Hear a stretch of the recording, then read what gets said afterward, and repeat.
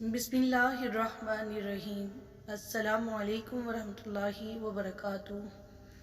हज़रत इब्राहीम अलैहिस्सलाम की शख्सियत से कौन ना वाकिफ़ होगा।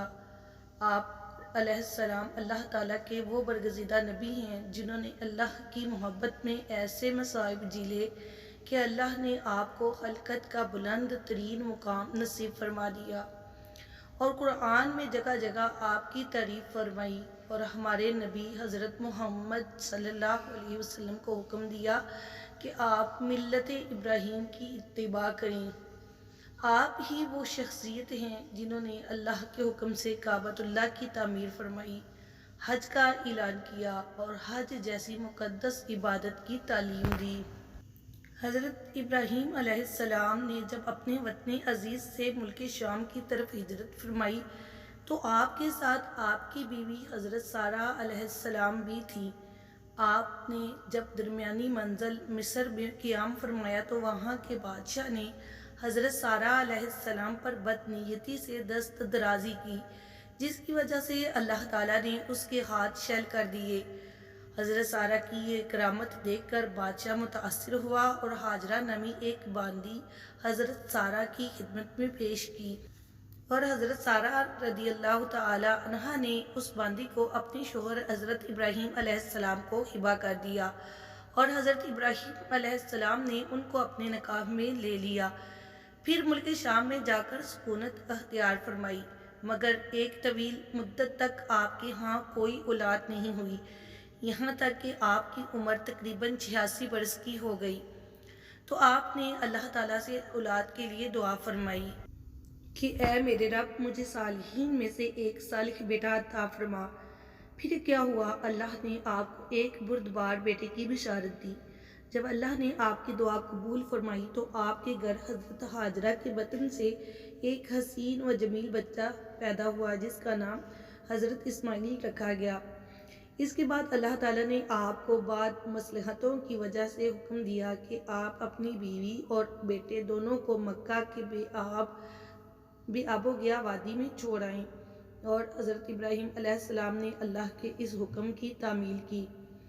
जब हज़रत इस्माइल अपनी माँ हज़रत हाजरा के साथ मक्का में ज़िंदगी बसर कर रहे थे और बढ़ते बढ़ते इस काबिल हो गए थे कि कुछ काम कर सकें तो इब्राहीम अलैहिस्सलाम को मुल्क शाम में एक ख्वाब नज़र आया। वो ये कि ख्वाब में कोई कहने वाला कह रहा है कि इब्राहीम अपनी नज़र को पूरा करो, देखो अल्लाह तुमको हुक्म देता है कि तुम अपने बेटे को ज़िबा करो। और ये ख्वाब ज़िलहज्जा की 8 तारीख को देखा। जब सुबह हुई तो सोचने लगे कि ये क्या ख्वाब है और ये अल्लाह की जानिब से है या शैतान की तरफ से। इसीलिए 8 ज़िलहज्जा को यौम तरविया यानी तफक्कुर व तज़ब्ज़ुब का दिन कहा जाता है। फिर जब 9वीं ज़िलहज्जा की रात हुई तो फिर वही ख्वाब नज़र आया। फिर जब सुबह हुई तो आपने समझ लिया कि ये ख्वाब अल्लाह की जानिब से है। इसलिए 9वीं ज़िलहज्जा को यौमुल अरफा यानी पहचानने वाला दिन कहा जाता है। फिर 10 ज़िलहज्जा की रात में भी यही ख्वाब देखा और ये इरादा कर लिया कि अपने लख्ते जिगर को अल्लाह के रास्ते में कुर्बान कर ही दूंगा। इसीलिए 10 ज़िलहज्जा को यौमुन नहर यानी कि कुर्बानी का दिन कहा जाता है। मगर इससे कबल कि आप इस हुक्म की तमील करते, आपने हज़रत इस्माइल अलैहिस्सलाम से मशवरा किया और इस सिलसिले में उनकी राय दरियाफ्त की। इस पर हज़रत इस्माइल अलैहिस्सलाम ने जवाब दिया, वो वाकई शान नबवी का मज़हर अतम और एक बैन रोशन अलामत है। आपके जवाब को कुरान करीम ने यूँ बयान किया है। इस्माइल अलैहिस्सलाम ने कहा कि अबू जान, आपको जो हुक्म हुआ है उसे कर गुजरिए, इंशाअल्लाह आप मुझे सब्र करने वालों में से पाएंगे। चंद अहम नुकात हज़रत इब्राहीम अलैहिस्सलाम के इस मशवरे और हज़रत इस्माइल के इस जवाब में चंद अहम नुकात हैं जिन पर रोशनी डालना ज़रूरी है। पहला नुक्ता, हज़रत इब्राहीम अलैहिस्सलाम को इस सिलसिले में मशवरा लेने की ज़रूरत क्यों महसूस हुई, जबकि आप जानते थे कि ये अल्लाह की तरफ से एक हुक्म है। और क्या अगर हज़रत इस्माइल अलैहिस्सलाम राय के खिलाफ जाते तो हज़रत इब्राहीम अलैहिस्सलाम इस हुक्म की तामील ना करते اس سوال کا جواب یہ ہے کہ حضرت ابراہیم کا اپنے صاحبزادے سے مشورہ اس لیے نہیں تھا کہ نعوذ باللہ حضرت اسماعیل کے مشورے پر عمل کیا جائے، خواہ وہ مشورہ موافقت میں ہو یا مخالفت میں، بلکہ یہ مشورہ بطور امتحان تھا کہ آپ حضرت اسماعیل کے ایمانی جذبہ اور تعلق مع اللہ کا امتحان لینا چاہتے تھے اور یہ دیکھنا چاہتے تھے کہ اس سلسلے میں کیا رائے ظاہر کرتے ہیں۔ اس کی ایک حکمت امام شافعی علیہ رحمہ نے بیان کی ہے، وہ یہ کہ حضرت ابراہیم نے اپنے صاحبزادے سے مشورہ اس لیے لیا تھا تاکہ اللہ کے حکم کی تعمیل کا ذکر ان کی زبان سے بھی ظاہر کروا دیں۔ دوسری بات یہ قابل غور ہے کہ حضرت ابراہیم علیہ السلام نے حضرت اسماعیل علیہ السلام کو یہ نہیں بتلایا کہ مجھے اللہ کا حکم ہوا ہے کہ میں تمہیں ذبح کروں، بلکہ صرف خواب کے حوالے سے بتایا کہ میں نے دیکھا ہے کہ میں تمہیں ذبح کر رہا ہوں۔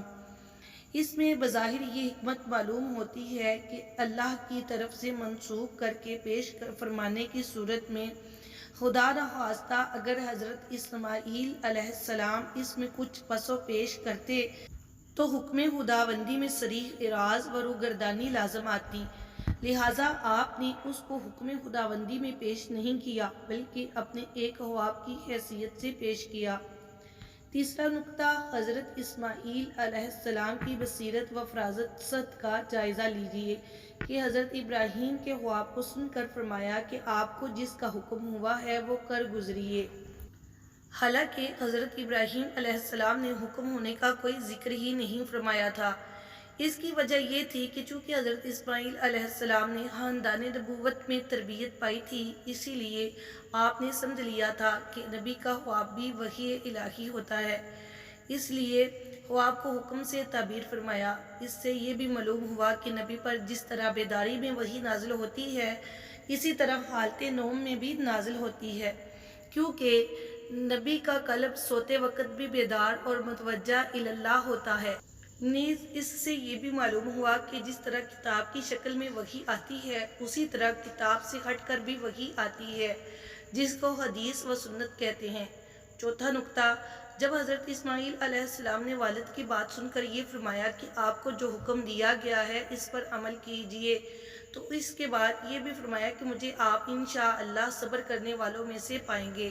یہ اس لیے کہا تھا تاکہ والد محترم کو یقین ہو جائے کہ میں آپ کا بھرپور تعاون کروں گا اور کوئی مزاحمت نہیں کروں گا۔ پھر اس میں انشاءاللہ پڑھا، اپنے نفس پر اعتماد نہ کر کے مشیت الہی پر اعتماد ظاہر کیا ہے۔ اس سے یہ بھی معلوم ہوتا ہے کہ انسان کو اپنے نفس پر بھروسہ نہیں کرنا چاہیے، بلکہ ہر دینی و دنیاوی معاملہ میں صرف اللہ پر بھروسہ کرنا چاہیے۔ پانچواں نکتہ، حضرت اسماعیل علیہ السلام کے اس جواب میں ایک اور بڑی بات قابل غور ہے، وہ یہ کہ آپ نے یہ نہیں فرمایا کہ آپ مجھے صبر کرنے والا پائیں گے، بلکہ یوں فرمایا کہ آپ مجھے صبر کرنے والوں میں سے پائیں گے۔ اس میں اس جانب اشارہ ہے کہ میں اکیلا ہی صبر کرنے والا نہیں ہوں، بلکہ صبر کرنے والے تو بہت ہیں، انہی میں سے میں بھی ایک ہوں۔ یہ دراصل آپ کی غایت و تواضع کی بات ہے۔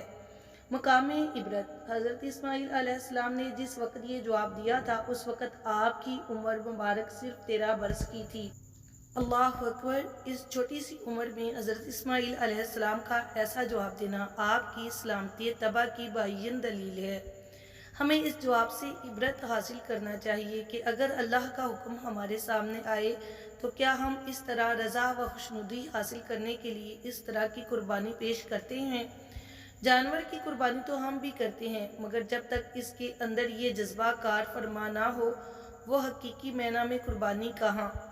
غرض یہ کہ جس طرح ابراہیم و اسماعیل علیہ السلام نے اللہ کی محبت کا حق ادا کرنے کی کوشش کی، اسی طرح ہم کو بھی چاہیے کہ ہم بھی اسی حال کے حقیقی کی محبت میں ہمہ وقت اس کے احکام کی اطاعت کے لیے تیار رہیں۔ اللہ تعالی ہمیں توفیق عطا فرمائے، آمین ثم آمین۔